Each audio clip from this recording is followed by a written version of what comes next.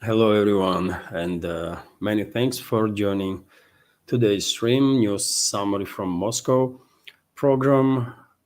Today is 11th of November. Now it's 11 o'clock in the morning, Moscow time, and I really hope there are gonna be no technical issues this time around. Dear friends, please let me know in the chat if sound and video is good. I'm alone right now. Anya is at work, my wife. My kids are in school and university, so please help me to guide through this live stream. Sound is fine. Radix is commenting. Thank you very much. So let's do this program then. Hopefully, there will be no technical issues. And dear friends, for today's program, I have prepared quite a number of news on some major topics that Russian media is focused on. And news is from this developing story this morning about attempt of British intelligence and their proxy key regime to hijack Russian MiG-31 fighter plane with a Kinzhal missile. From that, and I give you some details on that story. From that, of course, update on the battlefield where quite a lot of stuff is happening. Also, some international news that are directly or indirectly connected with Russia. So a lot to unpack, really. And if you like the news segment, dear friends, please click that like button. Each of my videos usually have at least a couple of thousand views, and their likes, unfortunately, are only a few hundred. So you will help a great deal if you can click that like button and if you can leave some commentary. This way, maybe we will manage to successfully deal with extremely aggressive algorithm. And also, of course, I will try to monitor the friends super chat on Rumble. Super chat on Rumble, and also I will monitor Boosty in case there are gonna be some questions through support platforms. If I miss your question, dear friends, during this live stream, I will definitely try to react on it for the next update. And so, yes, as you know, I'm streaming on both my channels on YouTube and Rumble. And after news segment, I will answer to the questions that I was receiving in past several days about cost of living here in Moscow. I did not ignore the questions, dear friends, sir. I might just forget to react on something, right? Because this is quite overwhelming work, actually, job to do. This constant news flow, right? And you might just forget some stuff, man. This is life, isn't it? So I don't ignore no questions, dear friends. Why would I? And so, yes, okay. That's being said, let's start the news segment itself now. And first of all, this story about attempt to hijack Russian MiG-31 fighter plane with a Kinzhal missile. So the FSB, according to TASS news agency, and all the other media outlets, by the way, are focused on this story this morning. So the FSB thwarted the Kiev's operation to hijack a MiG-31 with their Kinzhal missile, and a number of other media outlets reported that British intelligence was also involved in this. So Russian Federal Security Service, FSB, has thwarted the Ukrainian military intelligence operation to hijack a Russian MiG-31 fighter jet armed with their Kinzhal hypersonic missile for a provocation against NATO's largest air base. The FSB's public relations center told the TASS news agency. We have some quotes here. So, Federal Security Service uncovered and thwarted an operation by main intelligence directorate of the Ukrainian Ministry of Defense and its British handlers to hijack Russian aerospace forces MiG-31 supersonic high-altitude fighter jet, which carries the Kinzhal hypersonic air-to-surface missile This is mechanical translation.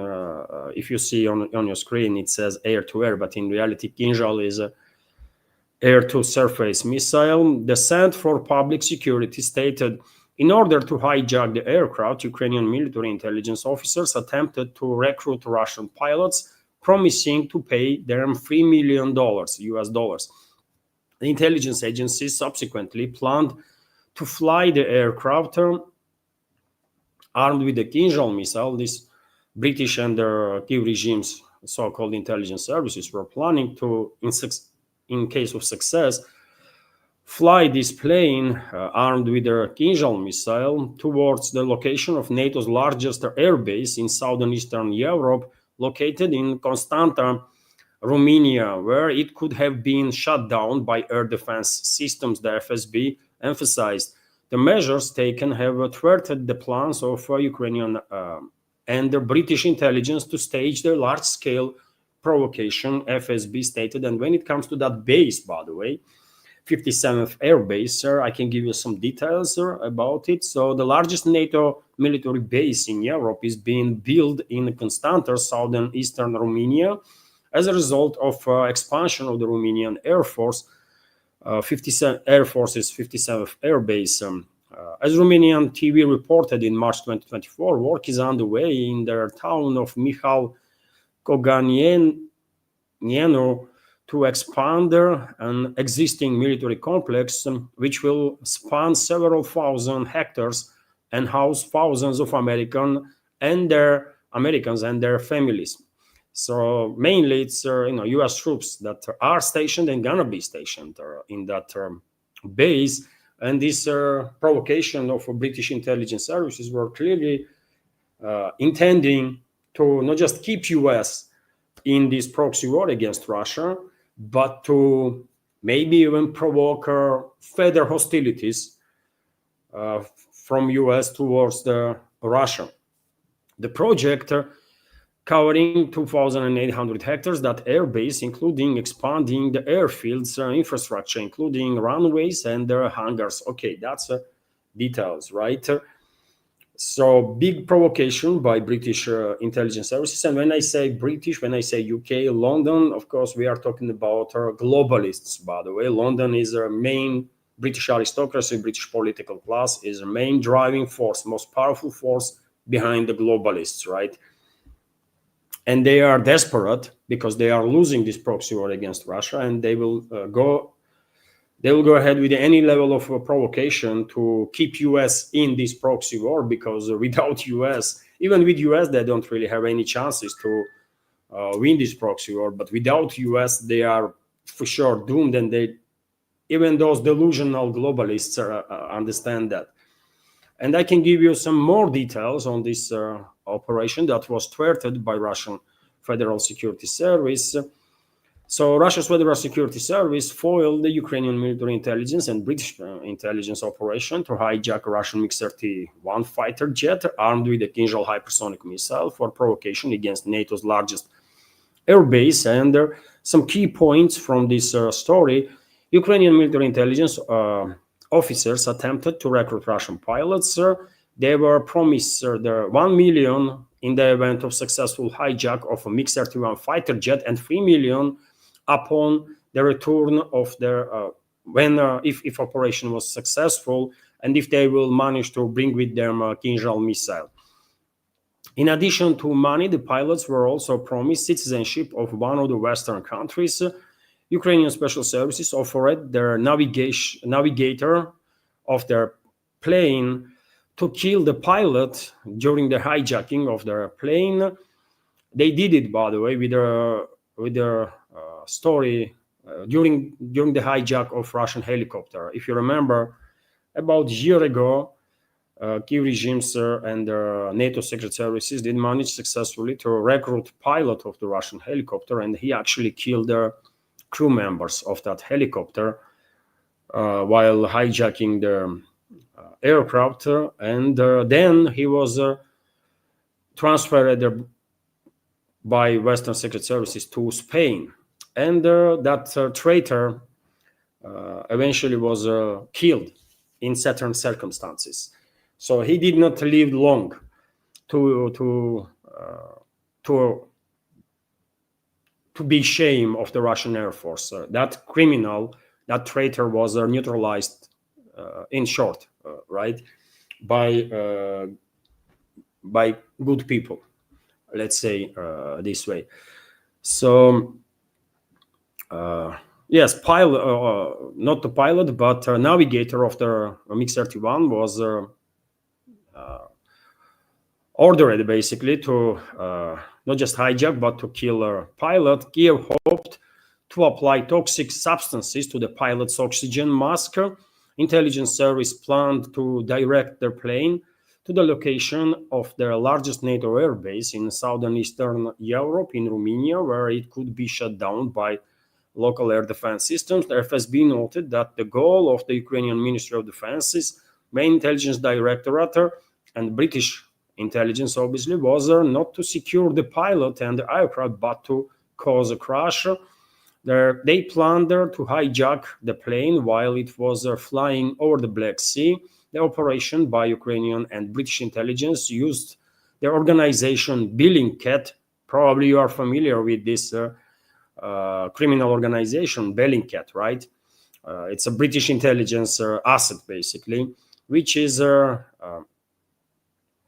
undesirable in Russia. Ukrainian military intelligence began planning an operation to hijack MiG-31 in the fall of 2024. So this is some details. I have seen interviews of the pilot and the navigator of the MiG-31 that was contacted by foreign intelligence services. There are some videos, by the way, and the screenshots of communication, audio files or video files, and there are also screenshots of the communication between these pilots that were clearly operating. They contacted Russian security services straight away, as far as I can tell, and Russian security services were overseeing this process, right? And so they have all the evidences in their hands. Yes, let's see now how will this story develop further, right? If there will be any reaction from either Kiev or London, most importantly. But Russia already kind of retaliated on this development because we have this report that on the night of November 10, the Russian armed forces launched a strike with the precision-guided weapons, including Kinzhal missiles, against the Ukrainian military-industrial complex facilities. Russian Defense Ministry reported, and also same time, the main electronic intelligence center of the main intelligence directorate of the Ministry of Defense of Ukraine in the city of Brovary in the Kyiv region was struck with a Kinzhal, according to reports. And also simultaneously missile strikes were conducted at the Starokonstantinov airfield in the Khmelnytsky region, where formerly Ukrainian, but in reality NATO F-16 fighter planes are stationed. No further details about these strikes, no further details about all this story with their MiG-31 is known for now, but probably Russian security services will release some more information. And even though Russia sort of retaliated on the Kyiv regime itself with these strikes on the main intelligence directorate of the Kyiv regime, I think London would not care much about it, right? Even if during this strike there was some British intelligence officers in that building in Brovary, Kyiv region. As I said many times before, if we actually want to deter globalists and their allies from further escalation, we have to strike them. We just have to strike them on their territory. That's the only way, by the way. I know these are not NATO member states, but who gives a damn, man? Do you? I don't, right? Until we will retaliate on these enemies on their territory, on the soil, so they will feel the pain. Until then, they will continue to escalate with Russia. We'll understand this, by the way. And I don't want to see comments that you are bloodthirsty and you want to war. No, I don't want a war, by the way. I want war to end. And to end this war, actually, to fast track the end of this conflict, we have to strike where it hurts globalists, neocons, and all the rest of that garbage, right? Most. That's what we have to do. Because strikes on the Q-controlled territory, I mean, okay, we can do these strikes day in, day out, but why would London care about it? Even if they are suffering some significant losses, why would they care about it? Why Washington would care about it? Or Berlin, or Paris, or Rome, by the way? They don't. But if we strike back on their soil, right? Oh, in that case, they might say, you know what, maybe we went just too far, and let's scale back now a bit. That's what might happen. And you know what, as I said many times before, everything that has its beginning has its end also. And I hope this goes for patience of the Russian leadership too, right? They demonstrated, including Russian president, by the way, they demonstrated that they have steel nerves. Okay, we get that.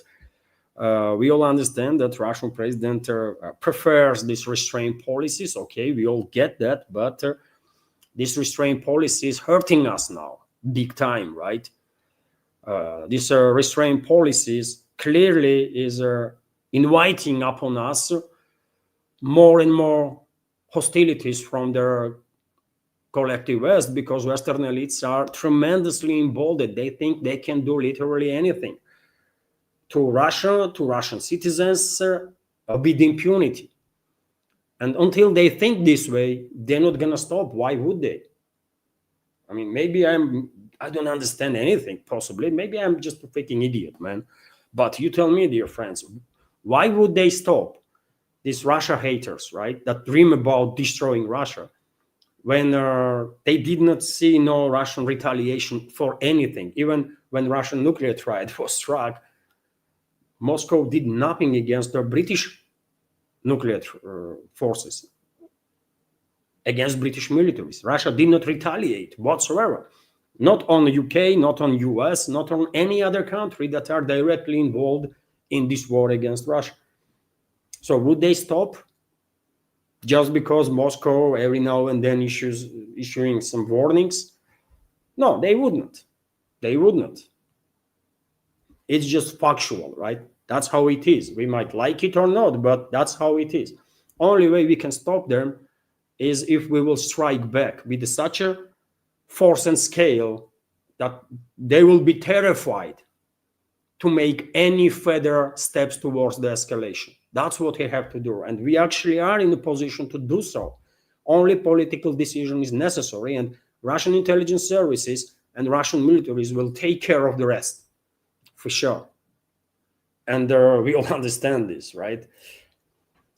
Anyways, let's continue, dear friends. Of course, if any additional information on this breaking story for this moment related to this MI6 operation to hijack MiG-31 and to conduct a large-scale military provocation to potentially provoke even a war between Russia and US. If any updates, of course, I will share additional information in next updates. But developments are extremely dangerous, isn't it, by the way? Can you imagine if they succeed with this? What, theoretically speaking, at least, what could happen in that case? Can you imagine they piloted this MiG-31, they succeeded with the hijacking, and they launch this Kinzhal missile towards that base where US military personnel is located. And if, let's say, hundreds of US militaries died, what would Washington do in that case? It was a clearly attempt on side of London to provoke direct clashes between, not just to keep US in this proxy war against Russia, but to provoke potentially direct clashes between US and Russia, direct military confrontation. That's how out of touch with reality, that's how insane globalists are. And as we all know, main force among globalists are British political class, British elites, basically, British aristocracy and so on. They are main driving force. Anyways, let's continue, dear friends. We are living in some freaking crazy times, man. And after some time, maybe 5 years will pass, 10 years, 20 years, and we might learn that at least on several occasions, during these years of this proxy war, while West was waging proxy war against Russia, we were, or humanity was a step away from extinction. We only know just a little part of the overall information, right? Can you imagine what else we don't know?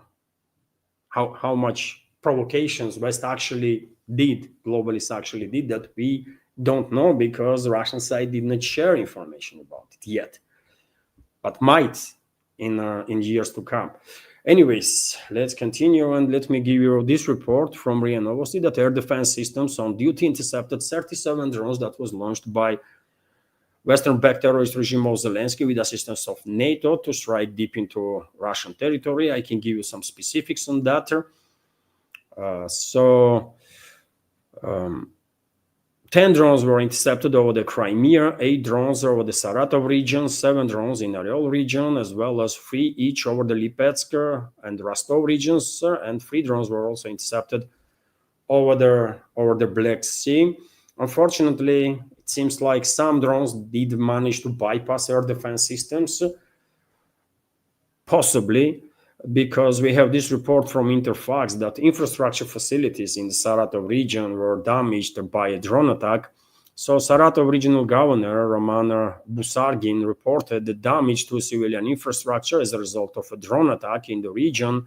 And we have quote here, "There is a damage to civilian infrastructure," Busargin wrote on his Telegram channel on Tuesday night. Earlier on Tuesday night, the Federal Air Transport Agency reported that temporary restrictions on the arrival and dispatch of aircraft has been introduced at the Saratov airport.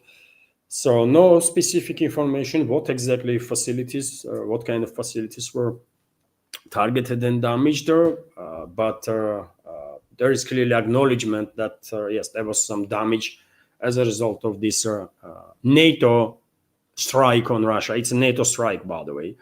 Kiev regime is just a proxy of NATO that gives enemies of Russia opportunity to maintain this plausible deniability that it's not us. To say it's Kiev regime, it has nothing to do with that. We all know it's a NATO. This is NATO strikes on Russia, and these NATO strikes will continue until we will retaliate on NATO. RIA Novosti, meanwhile, is reporting that Kiev regime's armed forces are surrendering in mass in Volchansk area. Volchansk is, of course, northern part of Kharkov region, where Russian militaries are creating a buffer zone. There is 2 parts of the buffer zone. One is Volchansk direction, another is a Lipsy direction. I can show you on the map in a second there, dear friends. And also we have reports that the Russian armed forces liberated Slatke, Nova, and Gnatovka settlements on the line of contact. And let's go through map now. And dear friends, before I do so, I want to check chat to make sure that there are no reports from you about sound issues or something. So it seems like there are no technical issues. Thanks God. Okay, let's continue now, dear friends. And first of all, let me show you area of Volchansk, where Kiev regime's forces are surrendering in mass. I reported in previous days about progress of the Russian armed forces, and even in yesterday's update, I did mention that a clearing operation is underway in Volchansk, and I guess it will take maybe, I don't know, a week also, quite short time, and the entire city is going to be completely liberated from NATO proxy forces and their NATO mercenaries. That's Volchansk, by the way, Kharkov region. Let's also pay attention to developments in Kupiansk, which is also Kharkov region, by the way. You know, about 5,000 troops of Kiev regime were encircled in Kupiansk. First reports about it came about 2 weeks ago now from Russian military commanders, and since then, possibly this encircled grouping of forces of the Kiev regime lost about 1,000 troops, maybe more, but still at least several thousand militaries of the Kiev regime are still encircled, and we have today reports about further progress of the Russian armed forces in this area, and reports are that Russian troops established control over the significant parts in eastern Kupiansk on the left bank of the Oskol River. And you see these icons, isn't it, dear friends? So this is the area where clearing operation is being finalized. Also this part, dear friends, where clearing operation is underway. And further south, there is this area where Russian troops are advancing and finalizing clearing operation.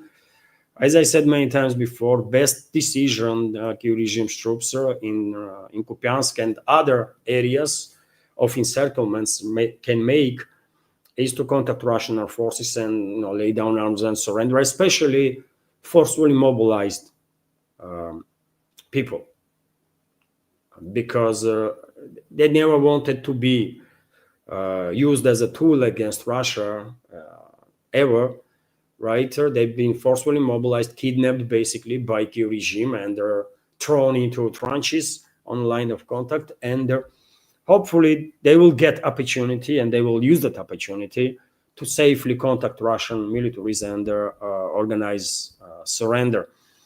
We are talking about thousands and thousands of lives, by the way, that could be saved if those forcefully mobilized troops surrender. Very different stories, of course, neo-Nazi formations. They are designated as terrorist organizations here in Russia, and obviously Geneva Convention is not applied for terrorists. Terrorists are a different story. Terrorists from Azov, Kraken, and the rest, they might get a very different treatment. All the Nazis and the fascists and the other criminals that committed war crimes, they might get very different treatment than forcefully mobilized military personnel of Kiev regime. Also, let's talk about developments in a breakthrough area of the Russian armed forces on northern side of Pokrovsk-Mirnograd agglomeration. According to reports, while Kiev regime was mainly focused on this breakthrough area, on the northern tip of breakthrough area, northern-western part of it, Russian military is quite successfully advanced in Shakhovo area, and reports are coming in that this settlement, Kiev regime's forces in Shakhovo, basically being encircled. If true, we might receive even in next 24 hours reports that Shakhovo is being liberated by Russian forces. But this breakthrough actually did its purpose. It succeeded. Russian troops, while conducting this breakthrough, of course, forced Kiev regime to allocate a significant portion of its troops from other sectors towards this area. And meanwhile, Russian troops advanced significantly, launch a final assault basically on Pokrovsk-Mirnograd, and Pokrovsk is already under full Russian control, by the way. This is settlement Gnatovka that I mentioned earlier, where clearing operation is finalized. So Pokrovsk is under full Russian control, and Russian troops advancing in Mirnograd. Also, although, as I said in my previous updates, most likely Russian militaries will not rush the developments, and they will give enough time to encircle troops of Kiev regime. Yet again, first of all, to forcefully mobilize personnel to make up their minds, contact Russian militaries to arrange safe surrender. Yet again, thousands of troops, in this case, thousands of lives, basically, in this case, can be saved of those forcefully mobilized people on the Kiev-controlled territory, right?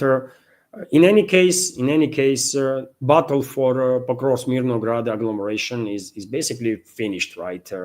With the obvious Russian success, it's only formalization is is left.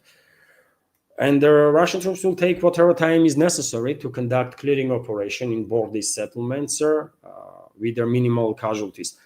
Also, dear friends, we have reports about progress of the Russian armed forces in direction of Aristopol settlement, which is Dnipropetrovsk region. Also, we have reports about advances of the Russian armed forces in Danilovka settlement. Forward units of the Russian troops already are on eastern outskirts of this settlement, which is very important right now because, as you can see, dear friends, on your screen right now, main supply and support line from the Dnipropetrovsk region towards Gulyai-Pole goes exactly through this village, on outskirts of this village, basically, right? So it is very important from tactical standpoint to liberate this settlement as soon as possible. So Russian troops advancing and will liberate that settlement, of course, matter of time. Also, we are receiving reports that Russian troops conducted their achieved a breakthrough, basically, and cross whole this territory from the settlement of Zlagada towards the settlement of Radosnaya. It was basically massive breakthrough of Russian troops, and according to reports, battles already begun for Radosnaya settlement, which is also strategically important right now, or tactically important, because this settlement also cuts control over the settlement, also allows Russian troops to cut this main supply and support line of the Kiev regime's forces in the Gulyai-Pole, main stronghold on the eastern sectors of their Zaporozhye front line. And when it comes to the Zaporozhye sector, I already mentioned that Russian troops are advancing in Rybnaya area towards the west. Also, this is the Sladkaya settlement that is liberated by Russian troops, and this is Novaya settlement that is under Russian control. Yesterday, even though I was,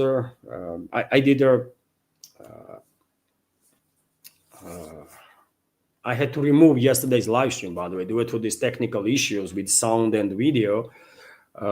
In the first part, at least who watched that video during the online itself, during the live stream, they know that I mentioned the progress of the Russian armed forces in Sladkaya direction and Novaya direction, and it only took like few hours.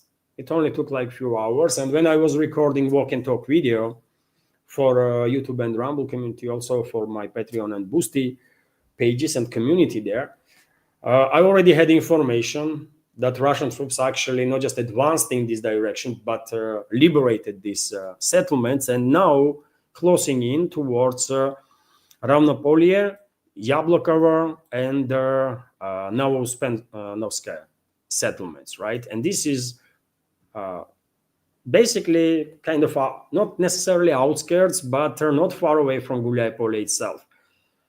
Right? This is Gulyai-Pole city, last major stronghold of Kiev regime on the eastern flank of Zaporozhye sector. So significant progress. I mean, breakthrough after breakthrough after breakthrough of the Russian militaries on the battlefield.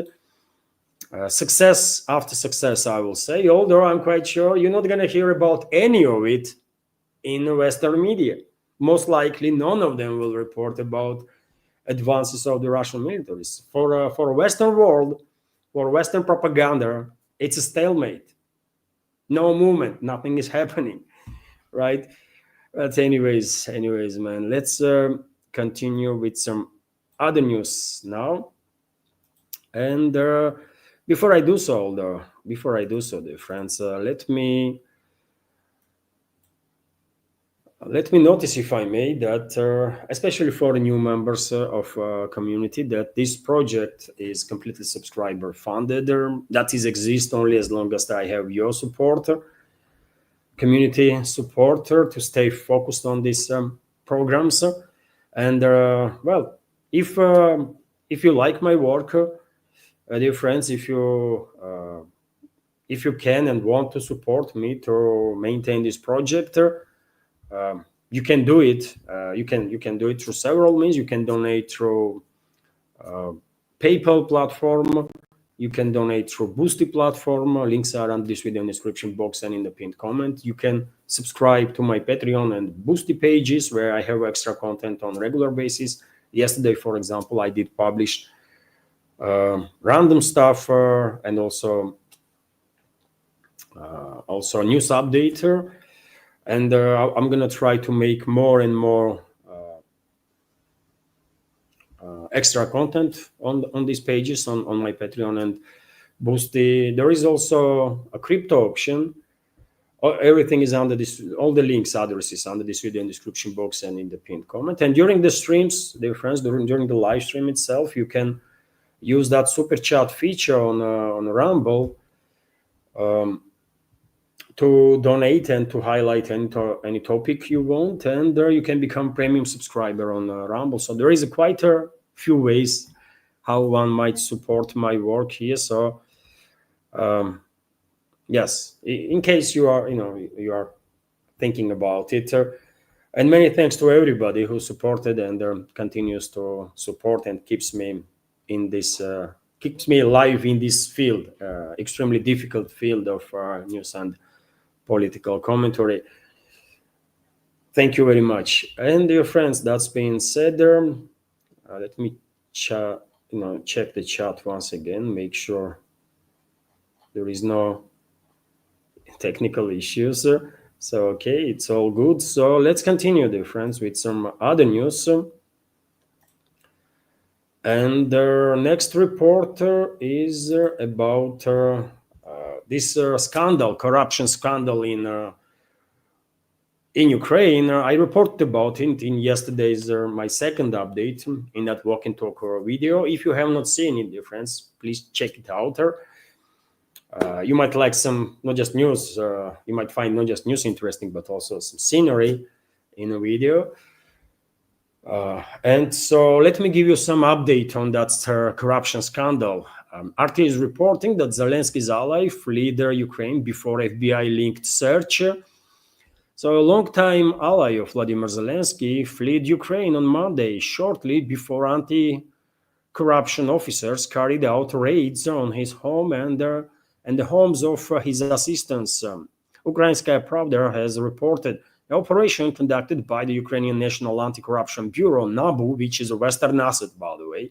This is a US-controlled, mainly, according to reports, US-controlled institution there, is reportedly part of a wider investigation by the FBI, also a US institution, of course. Sources cited by their outlet stated that Timur Mindic fled hours before the raids. The report suggested he may have been tipped off in advance by a senior official at the Specialized Anti-Corruption Prosecutor's Office, SAPO, who had access to a high-profile case handled by the NABU.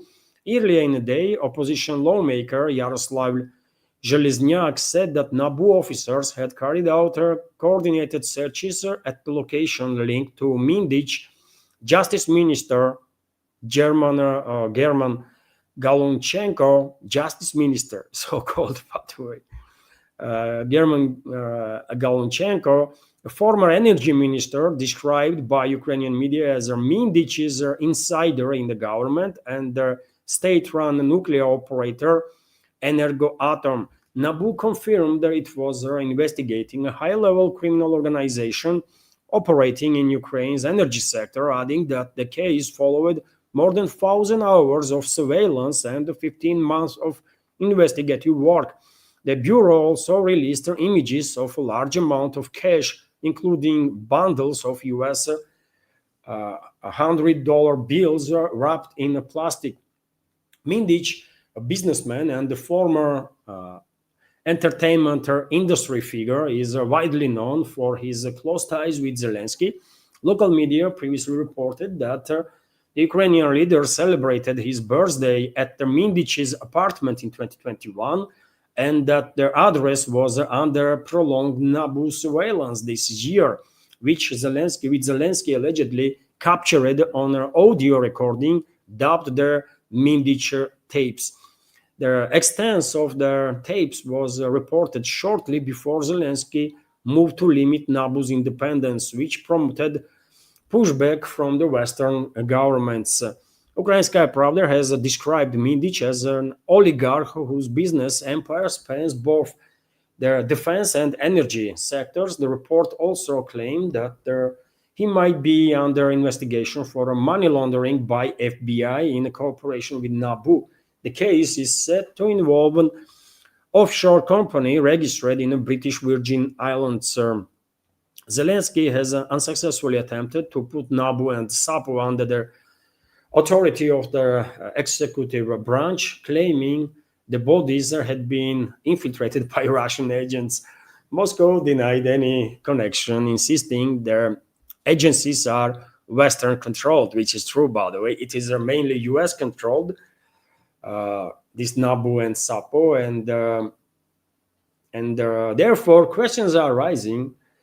If US controlled this anti-corruption bureau in Ukraine is targeting Zelensky's inner circle, then what is going on? Is Washington is doing this in cooperation with London, or Washington is just demonstrating to London that not just Zelensky gonna go when Washington will decide, but Zelensky gonna be replaced with Washington's candidacy, not the London's candidacy. And this is a big issue, by the way, because for past years we had several times reports that London was insisting that Zaluzhny, former chief of general staff of Kiev regime, Zaluzhny, had to replace Zelensky. That's why London basically ordered Zelensky to send Zaluzhny to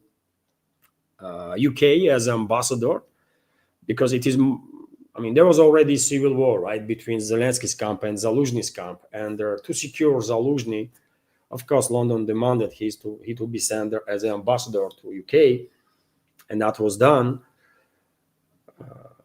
Valery Zaluzhny is a ambassador, Ukraine's ambassador in UK right now.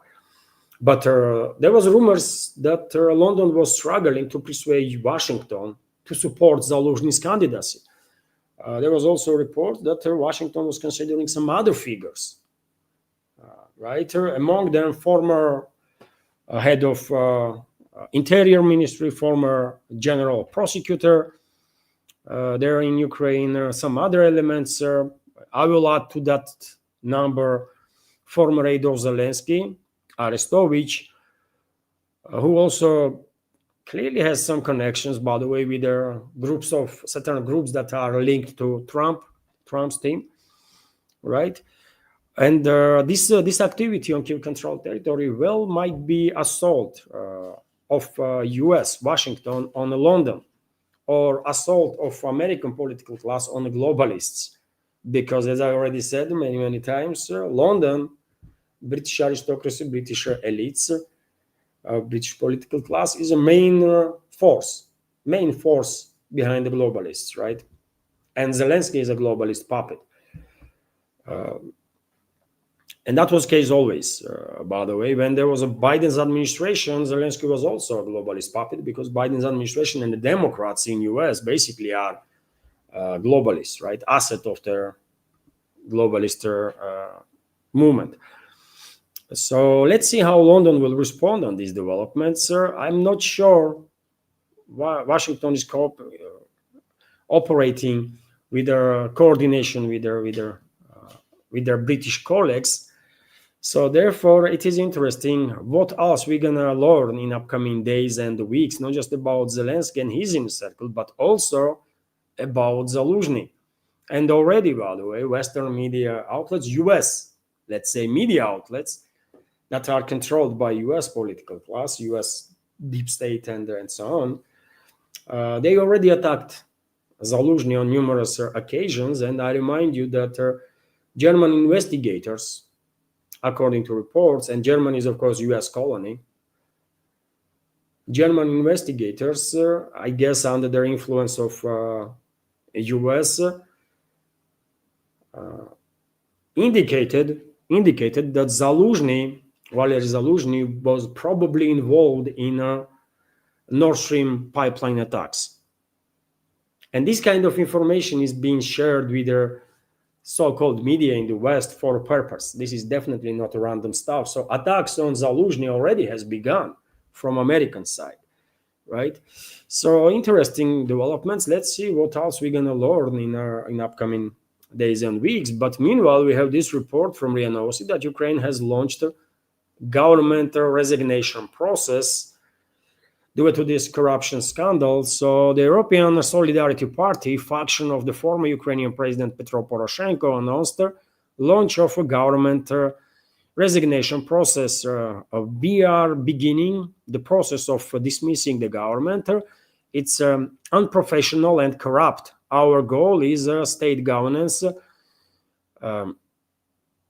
societal unity, and the trust of our partners, the bloc said in a statement on its Telegram channel. So you see, by the way, internally already some movements has begun on the Kyiv-controlled territory to openly confront Zelensky and his cabinet. So something is happening. Something is happening, and it well might be the days of Zelensky actually are numbered, right? And his regime there. Only question is with whom West gonna replace him? Will London prevail and they will put Zaluzhny as a replacement there, or Washington will prevail and they will put I don't know, Arestovich or someone else in presidential office? We will find out. We will find out. But this is clearly a struggle between Washington and London, and it has almost nothing to do with their people's opinions and people's will on the Kyiv-controlled territory itself.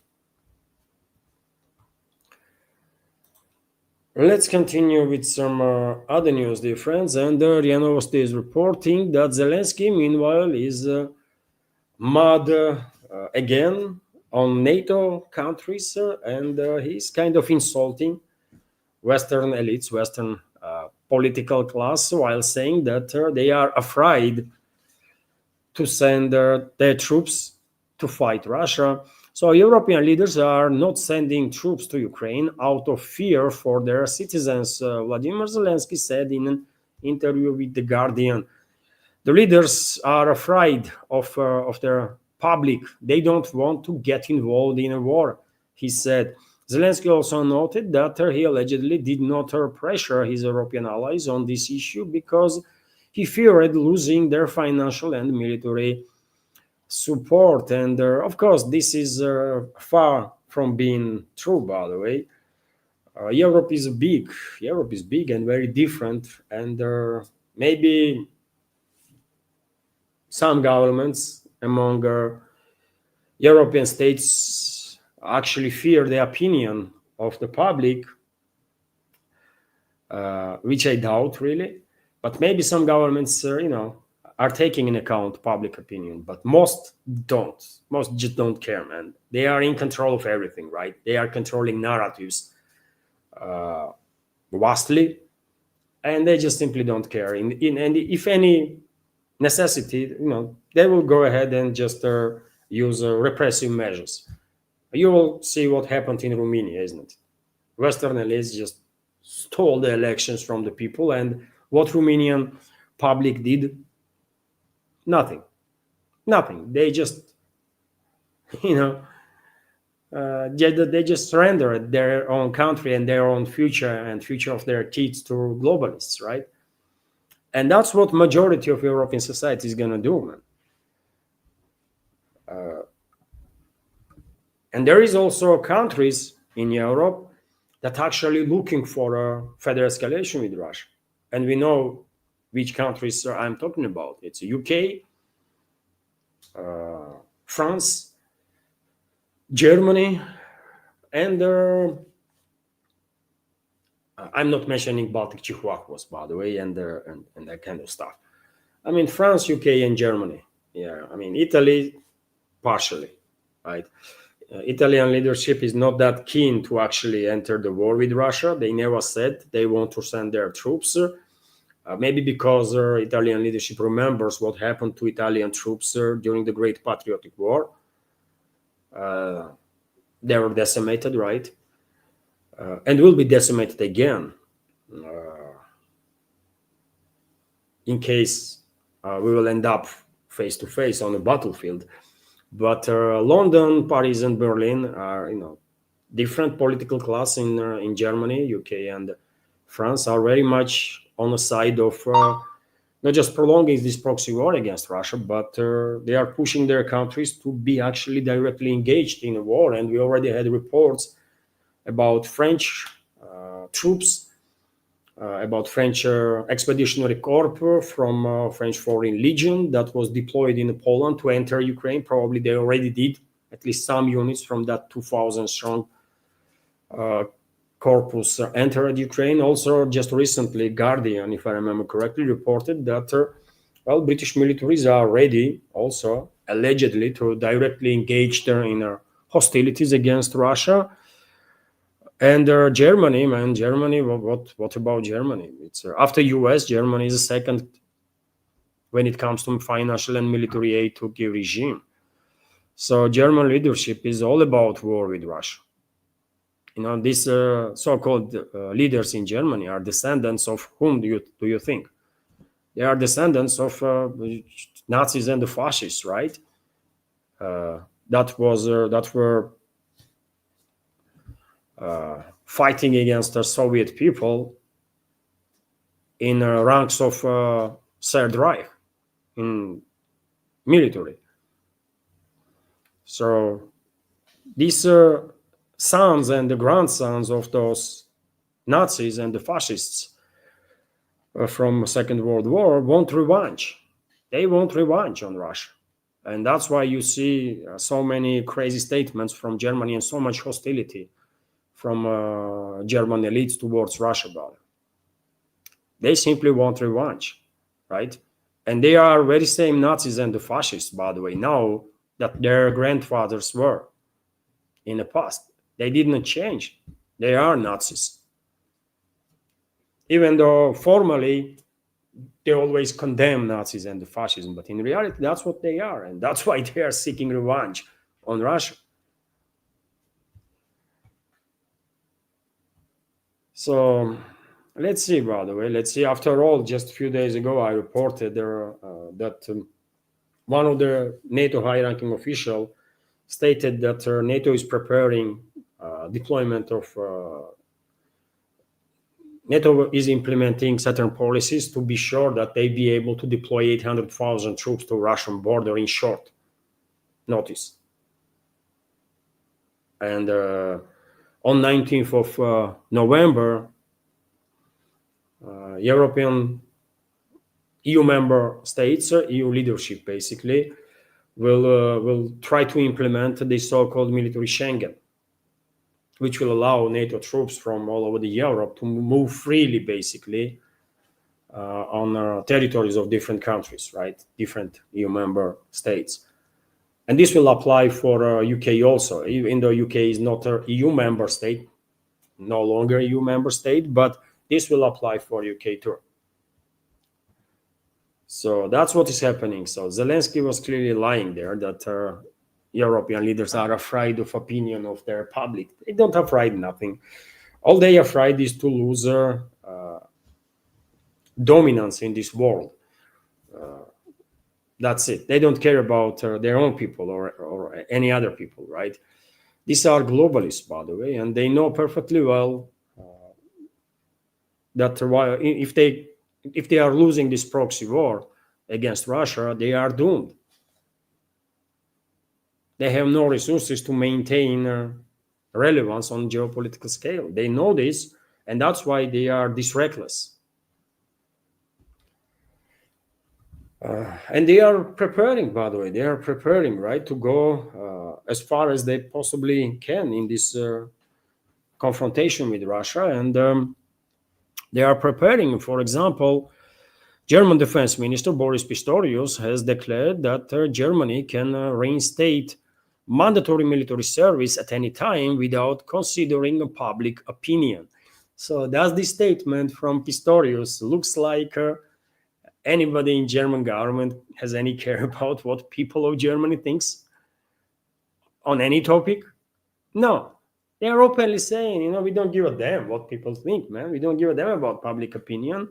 We say so, and so you will do it. That's their policy, man. That's their attitude. It is what it is, right?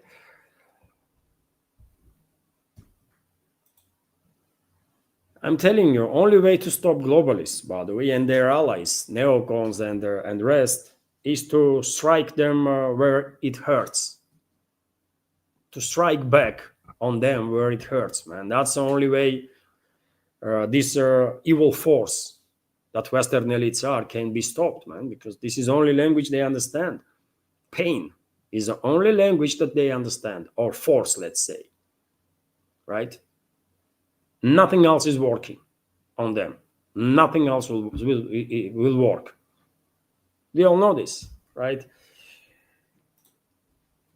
TASS news agency is reporting, meanwhile, that, EU, European Commission, to create an intelligence body led by von der Leyen, head of European Commission, yet another step towards militarization of European Union, which is, more and more resembles to NATO, isn't it? Nowadays, European Union is no any less militarized or no any less focused on military matters than NATO is. And the question is rising logically. Why on earth you need these two bodies, these two military bodies simultaneously, like NATO and EU? They are kind of competing with each other now, right? But yet again, the only reason why NATO is still in a place is that globalists want to keep US in. That's the only reason. Otherwise, they don't care about NATO, but they are clearly moving towards militarization of EU, right? And they are building infrastructure for that. So the European Commission will create a new intelligence body to more effectively utilize data collected by national intelligence agencies. So you see, by the way, they are creating infrastructure or institution that will oversee intelligence services of other EU member states. So they're going to take even more rights and even more sovereignty from EU member states, right? And eventually, by the way, they're going to be nothing left for EU member states. All the decision-making process will be transferred to these unelected bureaucrats, right? And their staff, basically. That's what is going to happen. And better Europeans wake up, man. Better they wake up. And if they actually want to have a country and if you want to be who they are, otherwise they're all going to turn into some gray mass, by the way. Without gender, without nationality, without anything, without culture, without traditions, without history. That's what they do. They are transforming European society, Western society in general, by the way, into some gray mass, right? Because it's easier to control a bunch of nobodies, right, than a group of people that have self-respect, that care about their country, their society, their history, culture, traditions. Am I correct? So yes, one more step towards militarization of Europe. Very soon they're going to come up with a European army. They are constantly working around this topic of European army, and for decades now, actually. So eventually they're going to get there. Also, dear friends, a few more news, and I will end this live stream on that. Let me just check. Chat to make sure that sound is good, video is good. So dear friends, let's continue. And according to RIA Novosti, President of Kazakhstan gonna be here, Tokayev in Russia today, and he will come for 2 day state visit. Basically, he will stay here tomorrow too, and he will have a meeting with Russian counterpart, of course, with some other Russian high-ranking officials, delegation of Kazakhstan, including businessmen, will have contacts with their Russian colleagues, and Tokayev, before this visit, published an article in one of the Russian media outlets, and he announced that declaration of partnership with Russia, strategical partnership with Russia, will be signed during his state visit.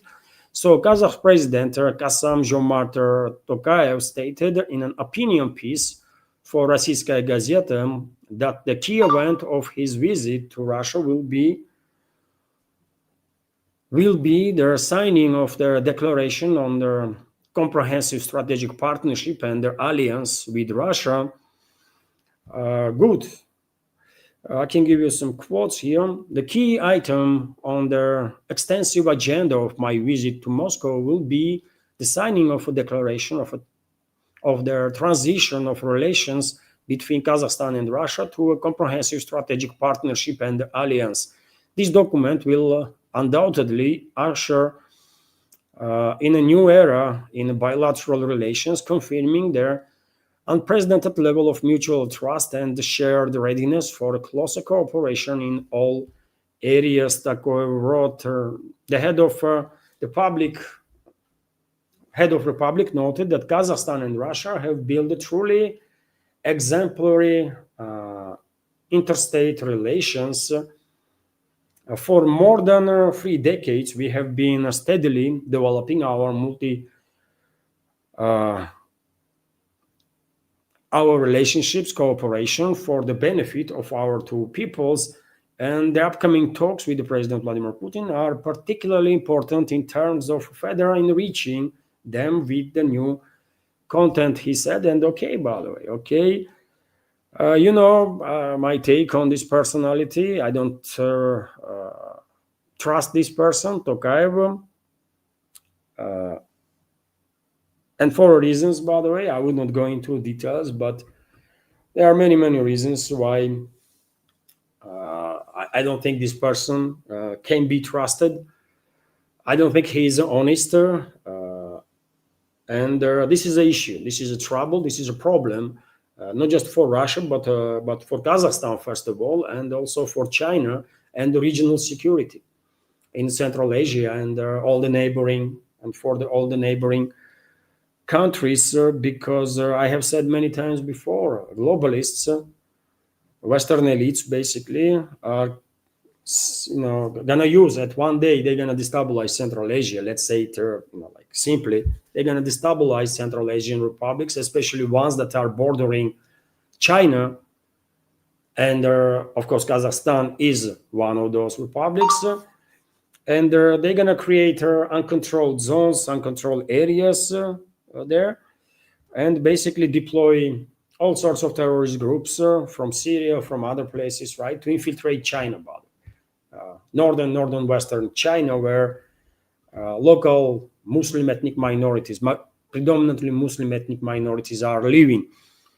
And globally is going to try to radicalize this local Muslim population through infiltrations of all sorts of jihadist terrorist groups that they have trained already in thousands in Idlib province, for example, of Syria, right? So we know what is the plan of globalists, what is the plan of neocons, Western elites, and unfortunately Tokayev is playing into that game, because he's like Central Asian Vucic, basically, right? Vucic is a Serbian president.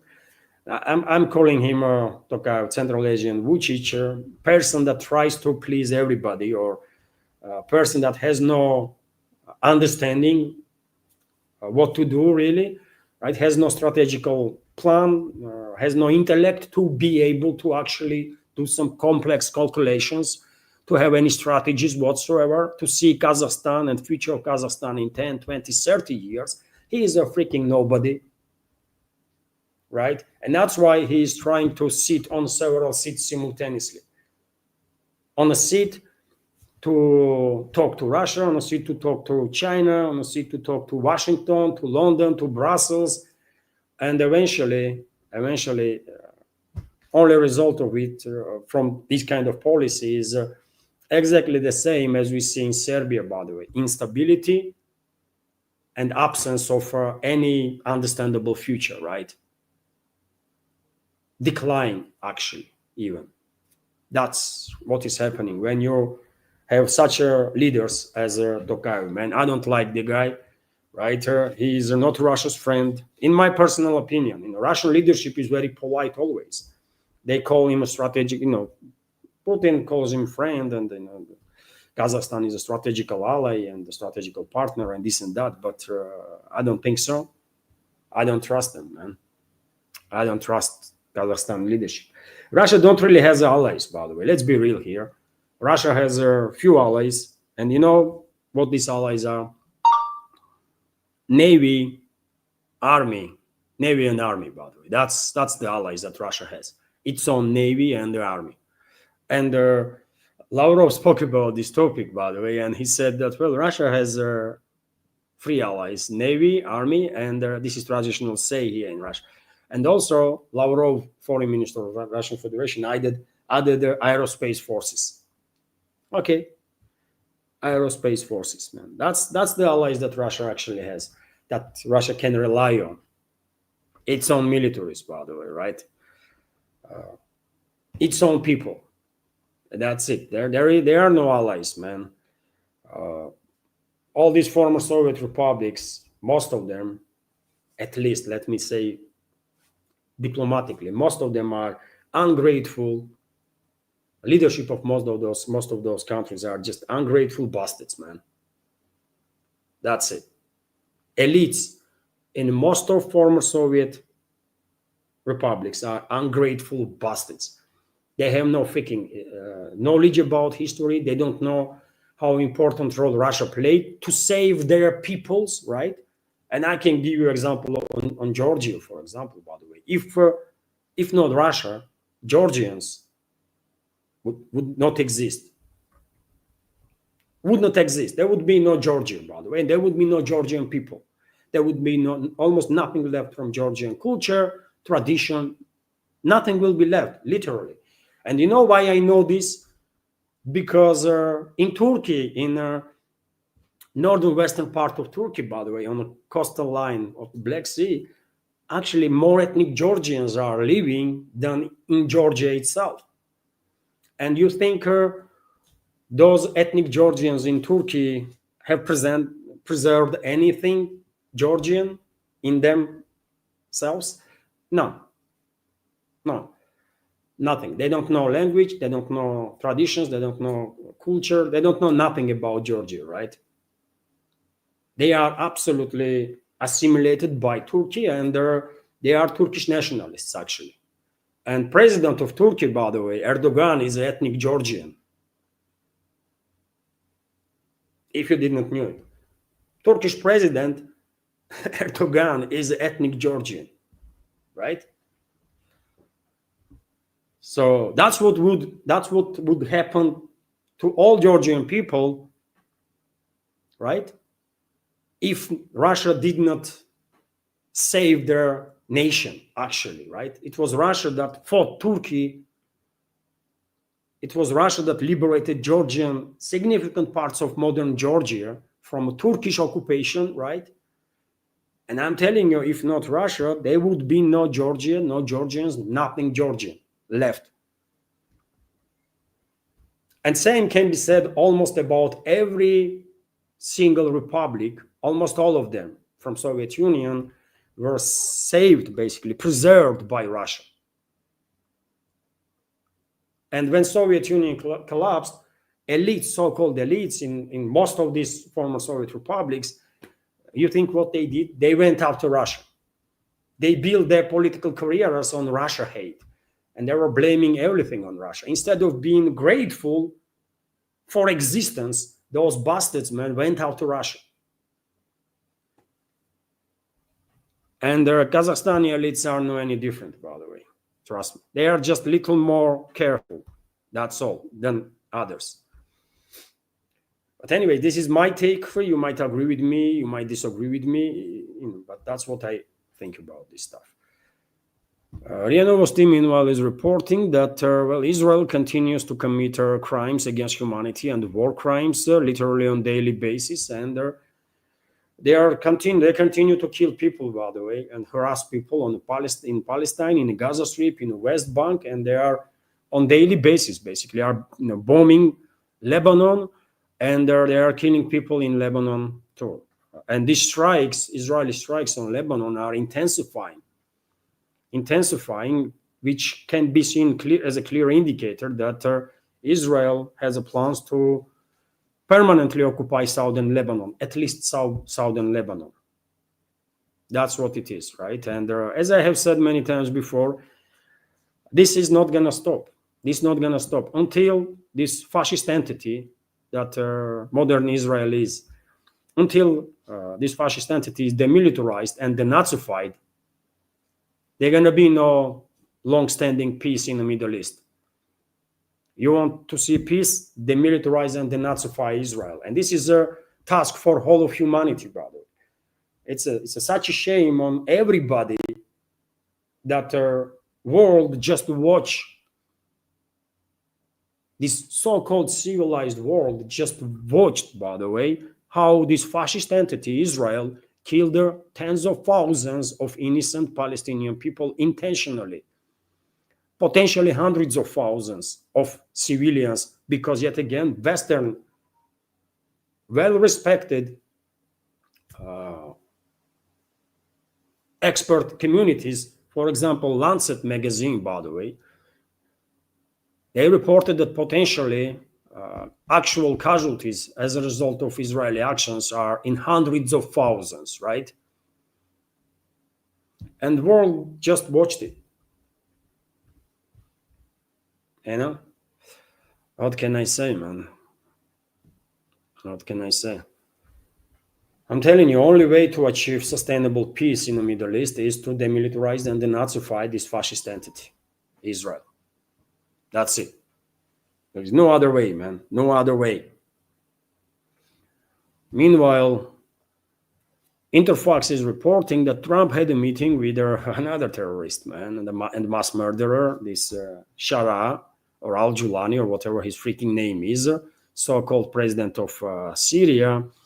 And this is, of course, all connected with Israel. This is all connected with Israel. Of course, Zionists will use their influence over their Washington, or the White House, and they own basically Washington, right? Literally own Washington. And they will use this influence to secure Israel as much as they can, this fascist entity as much as they can, and therefore they enhance its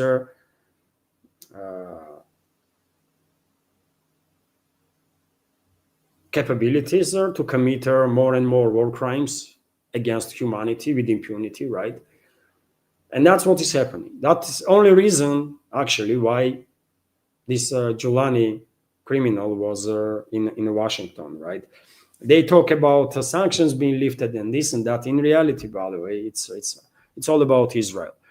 And of course, this terrorist regime in Damascus will give Israel all the land they will need, maybe even parts of Damascus. Who knows, right? Everything. And now Zionists will use Washington to distance Damascus from Turkey, from the Ankara. Originally, this terrorist regime was a Turkish proxy regime, right? But Israeli regime understands that Israel and Turkey are on the trajectory of a clash, which is absolutely inevitable, actually. If modern Israel, this fascist entity, is not demilitarized and denazified, clash between Israel and Turkey is absolutely inevitable. Even if they had quite significant story of cooperation, right, in the past, and still to nowadays. But nevertheless, they are on a trajectory of the clash, and to secure itself, mass murderers in Israeli regime, in Israeli elites will, of course, use influence of the Washington to distance Damascus from Turkey. And they're going to succeed in that. I think so. They're going to succeed in that. Turkey probably understands this, and therefore, you might see some very tricky stuff happening in Syria, by the way. You might see Turkey beginning cooperation with the Kurdish forces in Syria. Turks were killing Kurdish people for decades, man, right? But remember, Kurdish Working Party or Workers' Party recently declared that they are ceasing military hostilities on the Turkish territory against Turkey. They are laying down arms, right? And this might be part of a bigger game that Turkey is playing, which is that if Al-Julani begins, or if new regime in Damascus will begin play double games and act on behalf of Israel, well, Turkey might actually assist Kurdish forces to take over. To Kurdish forces and other groups, by the way. There are numerous other groups also, but yeah, they will try to remove this Al-Julani guy forcefully, because they're not gonna stop, man. Only way you can stop modern Turkey is to remove not just Erdogan from government, but to remove his party from political life, because these are neo-Ottomans, by the way. Current regime in Turkey and current leadership is neo-Ottomans, right? They are imperialists, and they're not gonna back down. They are indoctrinated heavily in these neo-Ottoman ideas.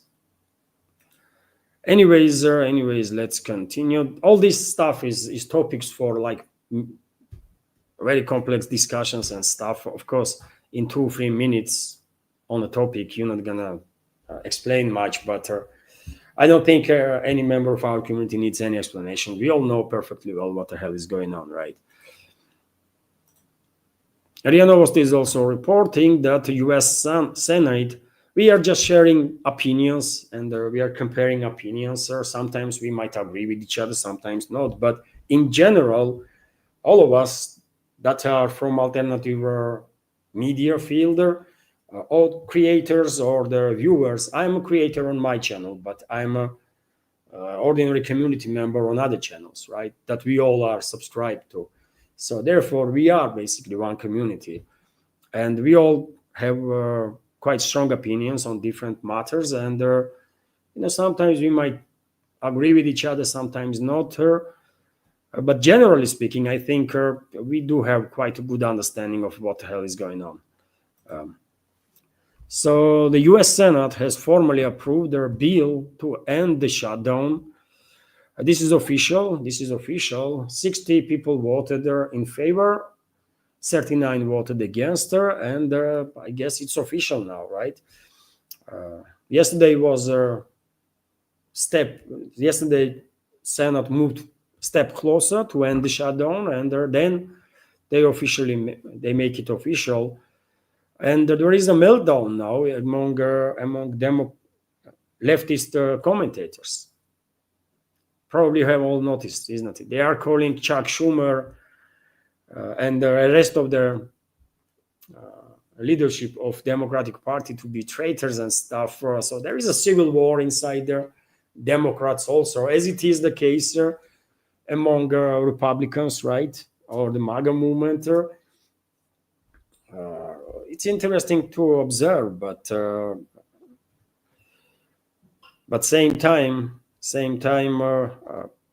attention of the people in the US being distracted, isn't it? With all these relatively irrelevant topics, while people should be, more focused on something that actually matters, right?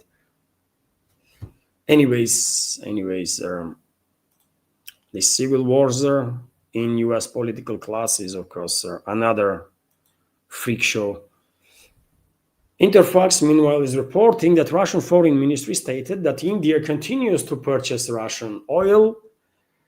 So India has not stopped purchasing Russian oil. Russian Deputy Foreign Minister Andrei Rudenko stated on Monday, "I can say that India continues to purchase Russian oil." He emphasized in a conversation with a journalist in Moscow, commenting on recent statements by the US President Donald Trump that stated that India has virtually stopped buying oil from Russia. So India did not, by the way. India did not. I guess Deputy of Russian Foreign Minister knows what he's talking about, right? And Алло, sorry, dear friends. Ошиблись номером. So yeah, what I was talking about, man. I shouldn't answer. What taxi, man? What the hell is that? Unbelievable. So one more news, I guess, and that's about it for today's update. TASS News Agency is reporting that McDonald's registered 7 trademarks in Russia. McDonald's that left Russian Federation, by the way, wants to come back, I guess. So a global fast food chain had its filling approved for a big tasty quarter pounder royal cheeseburger, McFresh, McFlurry, Big Mac, and McDelivery. So they want to register these trademarks. Some of the trademarks and dishes have their signature M before the name, according to data of the Russian Patent Authority. And so, yes, McDonald's, as many other companies that left Russia, of course, want to come back, by the way, and make some money here in the Russian economy. And many will, whenever they will have opportunity, they will come back, of course. But in this particular case, when it comes to McDonald's, you know what? I don't think they're going to succeed here. They were very successful, by the way. They were very successful here in Russia. But when they left, some businessmen brought all the restaurants of McDonald's, right? They take over, and nowadays this company called Вкусная точка, right? And they are quite busy, man. They are quite successful. Same happened with the KFC. When KFC left, all the restaurants was brought by Russian businessmen, and that chain now called Rostix, and they are also very successful. So they might try to come back, of course, McDonald's, KFC, and whomever or whichever company left, but they're going to have a hard time to reach same level of success that they used to have.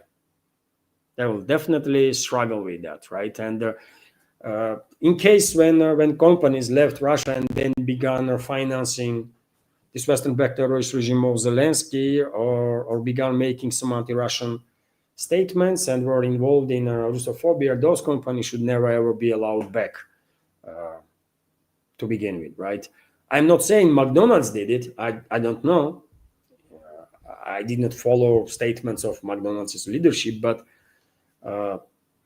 definitely certain companies not just made some anti-Russian statements, but they were financing this Western-backed terrorist regime of Zelensky, and those companies should never be allowed back, man, ever.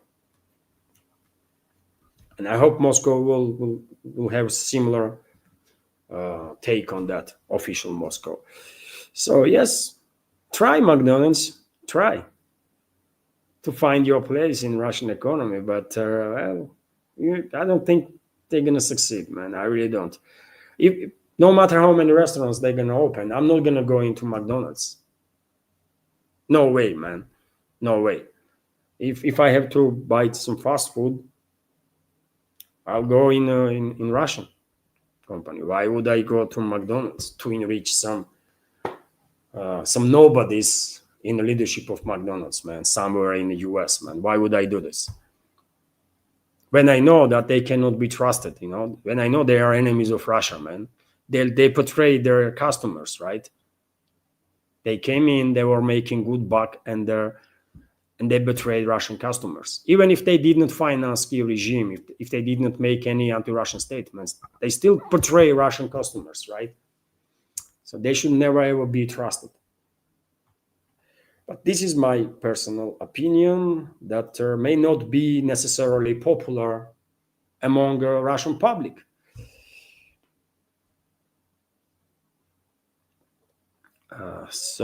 And it is always the case, by the way. My opinion is my opinion. I never pretend to represent society, right? I spoke my mind. That's all. I can see a comment from Michael Kennedy. I use my local chip shop. Yes, I mean, that's the best way to go. Actually, you are supporting locals, local businesses, local producers. And this is definitely a way to go forward. Why would you gonna support some foreign enterprises that can betray you at any point, right? If McDonald's and other companies that left Russia betray our Russian customers, our people, they can do the same to you in UK, right? They can do the same in any other country. They just simply cannot be trusted because they have no morality, they have no principles. All they care is about I don't know, money and their connections with their elites, right? That's all. And Michael Kennedy is commenting, real fish and chips. Yeah, local fish and chips. Yeah, man, I missed that. A couple of weeks ago, I was, me and my family, we were walking. We went for some little walk, and we passed some fish and chip store, and I was thinking, maybe we should go in. It's a simple dish, but it's a cool stuff, man. I don't know why people love to hate fish and chips. It's a cool stuff, So, dear friends, this is it, right? For a new segment. Hopefully, you did like their video, and if so, please click that like button and leave some commentary. This will help. And now, before I forget, I marked here not to forget. I marked 2 points. First, remember, dear friends, couple of days ago, maybe a week ago, Kyiv regime began pushing this false narrative that they regained an initiative in the Pokrovsk, and they put some flags, isn't it? They sacrificed significant number of their military personnel to put some flags in different parts of Pokrovsk, and they share these videos all over the internet, right, all over the world. But they did not share information what happened to those groups that planted those flags. And for example, Anatoly Shary, Ukrainian journalist and a public figure in exile, he said that he has 100% information that those groups that were sent by Kyiv regime to somehow infiltrate streets of Pokrovsk and plant some flags here and there, all those groups were neutralized by Russian forces.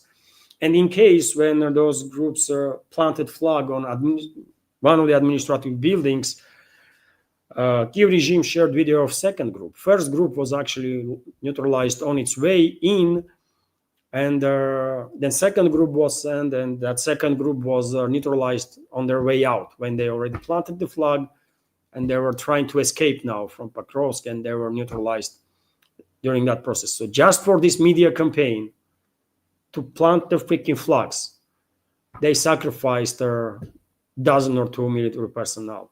That's what Kyiv regime is, by the way, right? And that's what their backers are. And also, another point that I did mark here to react, not to forget to react, is questions about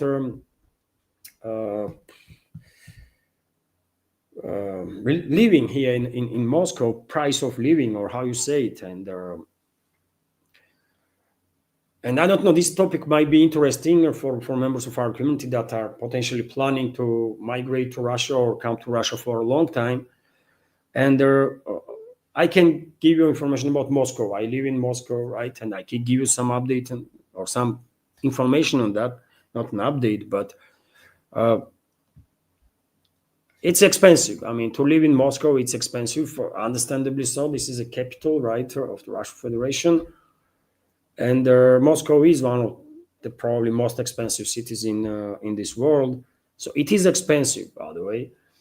It is expensive if you have a flat, if you own your house, right, where you live. And it's twice expensive if you don't. So it's that's how it is. Different regions are, I mean, for a volume of money that you will need to live in Moscow for a month, you can live 3 months in Vladikavkaz, for example, capital of North Ossetia, Alani. That's how big difference in cost of living is, right, in among different cities. I mean, if you are average family, let's say 4-member family, mom, pop, 2 kids, you need at least 3 rooms, right? You have to rent flat with 3 rooms, 4 rooms potentially, and that will cost around 100,000 plus minus. I mean, you might even struggle to find a flat under that price, right? 100,000 is about like $1,200, $1,100-$1,200 a month. And I'm not talking about city center, by the way. I'm talking about outskirts of Moscow, right? In city center, I don't even know what prices are, though. It's going to be astronomical, right? So just calculate. I mean, you need at least 11, 12, or up to $1,500 to pay the rent, and another 1,500, I guess, for other expenses.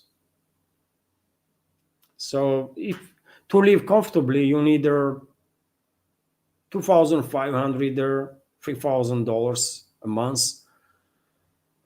here in Moscow. You can live on $2,000 too, by the way. But even if you don't want to, like, struggle too much or count money constantly, then you will have to spend $2,500, $3,000 every month. And yet again, this is like in if you will spend money economically, right? I don't know how else should I explain. So that's how it is. It's expensive, by the way. For $3,000, you can live in Vladikavkaz for 3 months. Easy, man, easy, right? But Moscow is a bit different, and yeah. So it is what it is.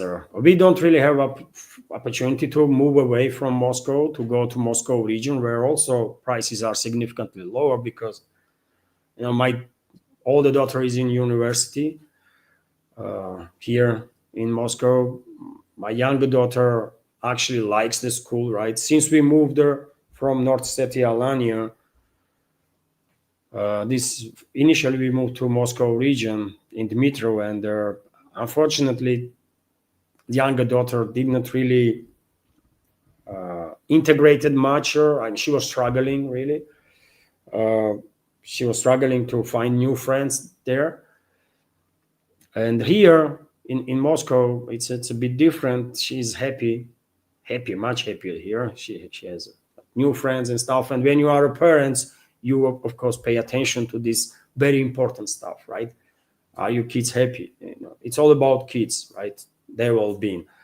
So because I see, older daughter is in university, younger daughter is happy here with the school, and therefore we are stuck basically in Moscow. Otherwise, we would definitely move to Moscow region, because it's just too expensive here, man. It's freaking expensive, and that's why today I have to go to another freaking job interview. Let's see how it will work out. So yes, that's the answer. By the way, average family, if you don't have if you're planning to migrate to Moscow, for example, average family will neither, if you're not gonna buy flat straight away, then you have to rent it, isn't it? So you will neither approximately like up to 1,500 at least. I mean, from 11, 12 to up to $1,500 for rent. Depends in which part of Moscow you are renting, and is a new building, old building. There is nuances there, and there are also another $1,000, about 1,500 there on other expenses, right? So 2.5, $3,000 a month. That's what you will need for average family.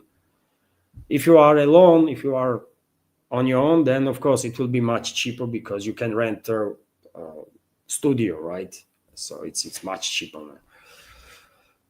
So although it also depends where you are renting it. In some places, studio will cost, I don't know, $5,000. That's how it is.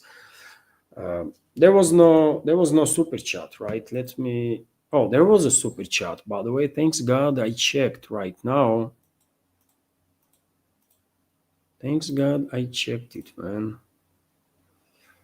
And let me highlight, dear friends, there was a super chat on Rumble, dear friends, from Scooby, and let me highlight this super chat.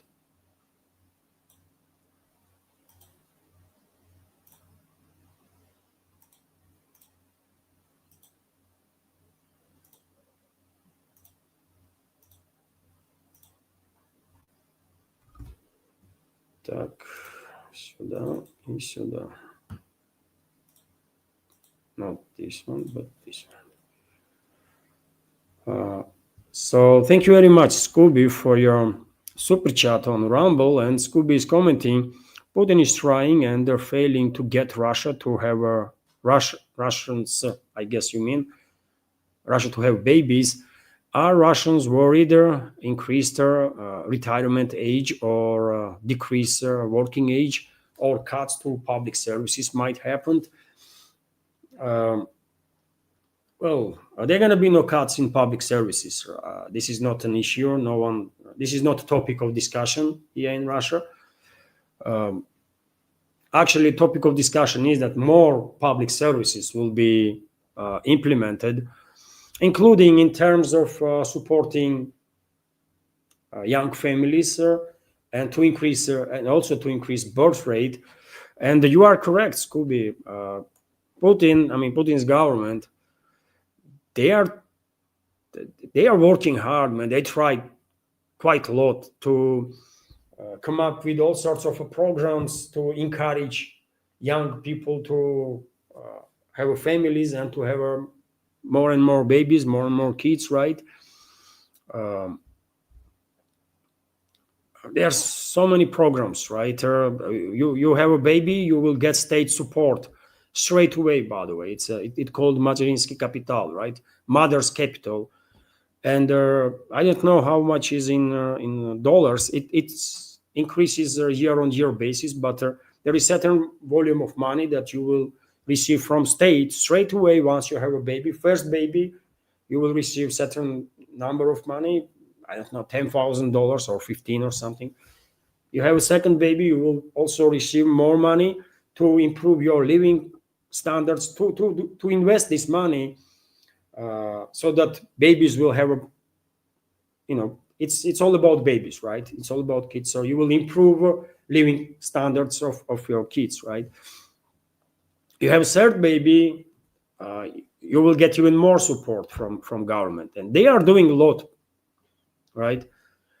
But I mean, yes, you are correct. It doesn't seems like it don't really works that well, and maybe more programs are needed, because I mean, how you gonna what you gonna do, man, if young people don't want to make, create families? I mean, what you gonna do? What you gonna do about it? I mean, your programs not gonna change their minds, right? Maybe some ideologies need to be popularized. Ideology of family. I mean, family traditions is protected in Russia. Family is of course uh, part of main values and principles.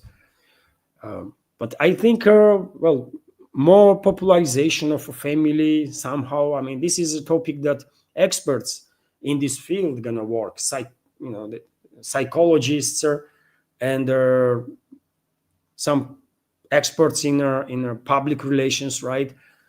Uh, what you gonna say? What kind of program you gonna popularize to influence the young people that, what, families actually, don't be scared, do these families, have babies, be happy and stuff. More information is needed, I guess. Maybe that will work, because state is helping. State is helping, and I'm quite sure more programs will be implemented to further encourage families to have more and more kids. But this is issue for all developed countries, isn't it? This is issue in US, by the way. This is issue in European countries. This is issue in Russia too. That young generation don't really wants to have families, don't really that focused on having the kids and stuff. So I mean, how you gonna influence their mindset? I don't know. But it's an issue, yes, and state is doing its best. More will be done, have no doubts about it. But yet again, I'm not an expert, by the way. I don't know how you're going to influence young generations positively, so that they will, you know, maybe you have to give them, you create new family, you will get a house, social housing, let's say, right? Straight away, it will be state-owned property, but as long as you are family and you can live there, maybe this is one way to go. I don't know, some additional financial incentives. Yet again, this is topic for experts. Also, you said about how Russians worry about retirement age, or decrease working age, or cutting public service, and well, not really. I mean, pension age, retirement age already was increased up to 65 for men, right? And up to 60 for women. So, I mean, how they gonna increase further? Like up to 70? I mean, how many people are living 70 and higher? Maybe majority. I don't know actually stats, but I don't know. This is the issue. I don't think people are worried that retirement age gonna increase any further than it is right now. Sometime in the future, when average lifespan will be 100 years, well, of course, retirement age might increase, but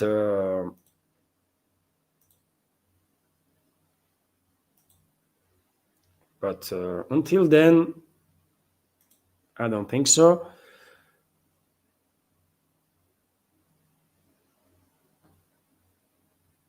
And there was a donation, dear friends, through PayPal. Predrag, thank you very much for your $5 donation. Thank you very much on a PayPal. Am I correct? Yes, 373. That is, I guess it was $5 originally. So thank you very much, Predrag. And so yes, that's how it is, Kubi. Government is trying its best to encourage people to, especially young people, to create families, have more babies, but it does not work as well as we would like. But you're not gonna force, after all. You're not gonna force people to have families and the babies, isn't it? You might try to encourage them, and that's all you can do, really. And so yes, this is it for now, dear friends. Let me check Boosty to make sure that I don't miss no comment from there. So okay, there was a comment on Boosty this morning. I already replied about my yesterday's this walk and talk video. Member was asking, is I feel good? I was like, maybe I was at some point walking in a in a strange way, and I left the impression that I was not okay. But no, I'm fine, actually. For my age, I'm doing more or less okay, without not without some medical freaking issues, but yeah, I mean, this comes with a territory. 48 years. Some people are much more healthy, of course, but yeah, what you gonna do about it, man? I can actually treat myself. I don't have no disease that are untreatable or something, but you have to have certain way of life, I guess, to have enough time, by the way, for yourself. I just don't. I cannot go to doctor to check up for flicking pressure, man. I do experience some pressure issues, blood pressure issues quite regularly, and Nidish Kumar is commenting, the one you missed blast news, sir, in India. No, Nidish, I know about this blast. I was waiting for additional information. There was a blast, dear friends, in New Delhi, and at least 8 people were killed. And I was waiting for additional information from Indian side. Was this a terrorist attack or what was it? Because all the news that I read was without this clarification, just actual factual information. There was a blaster that killed 8 people, and I was thinking maybe some additional information will be available before my next update, and then I will report about to say, was it an accident or tragical accident, or was it actually terrorist attack? Probably it was a terrorist attack, but yet again, let's see what officials gonna say, because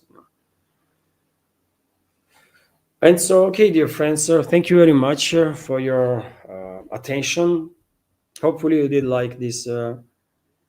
Hopefully you did like this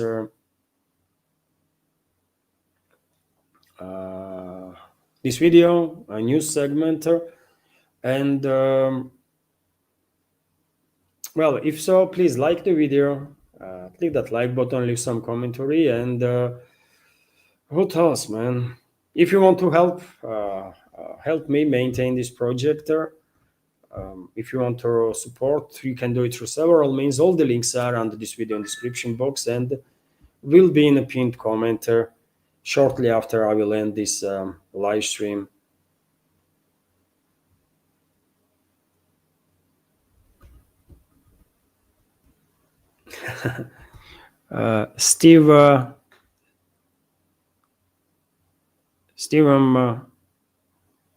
Steve McCarthy is commenting, Levan, you can report that in New Zealand nothing happened again, and well, that's a great news, by the way. Absence of news is actually great news, because unfortunately we are living in such times that significant portion of this news is quite negative or about negative developments, right? So good to New Zealand that nothing extraordinary is happening there.